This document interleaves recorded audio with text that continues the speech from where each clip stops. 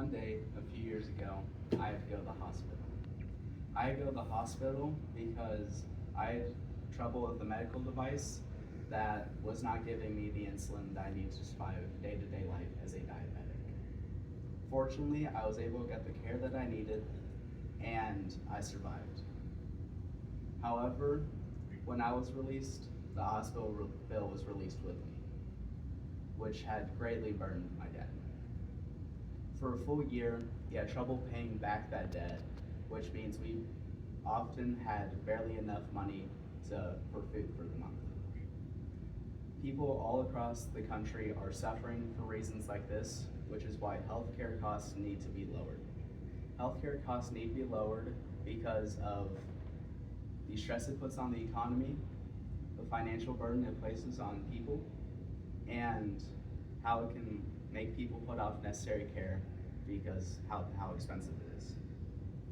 The stress on the economy is great. As said by Jason M. Sutherland in the article Getting Past Denial, The High Cost of Healthcare in the United States, published in 2009, we pay in total about $1.8 trillion in taxes to pay for healthcare related costs. And it would be greater if we were to include uninsured people as well. And the other side of that is not great either, because we would have to ration care, which would mean very limited amount of people would be able to get the care that they need, and it would really only benefit the people who could pay it in cash on the spot, which still isn't many. And that means there's a great financial burden on people. There are billions of dollars of debt all across the United States because of it. On the Daily Complication of Presidential Documents, an article titled Remarks on Efforts to Reduce Healthcare Costs, published in 2004, life-saving medicines can be too expensive.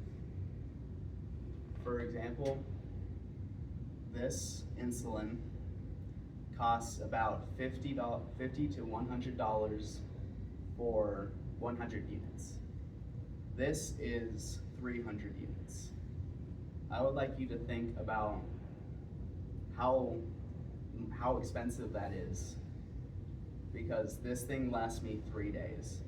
That's $150 to $300 spent in 3 days, just for life-saving medicine.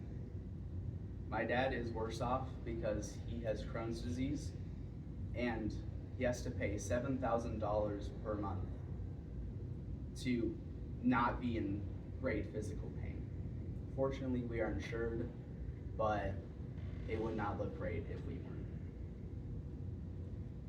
And that is why people can put off the necessary care that they need. According to Luna Lopes et al., in the article American Challenges with Healthcare Costs, published in 2004, 1/4 of adults in the United States put off necessary care that they need within a year. And that means that multiple people put off dangerous, life-threatening sicknesses because they cannot pay it.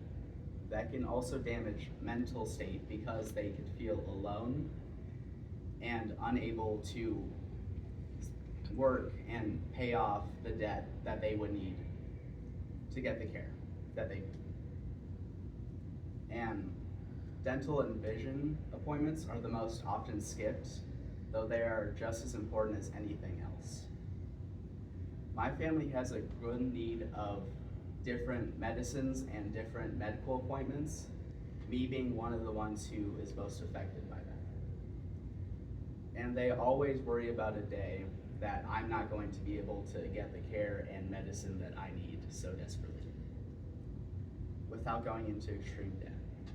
It is brought up very often. Many of the people in this country are like me. One day, something will happen and they will be out of luck.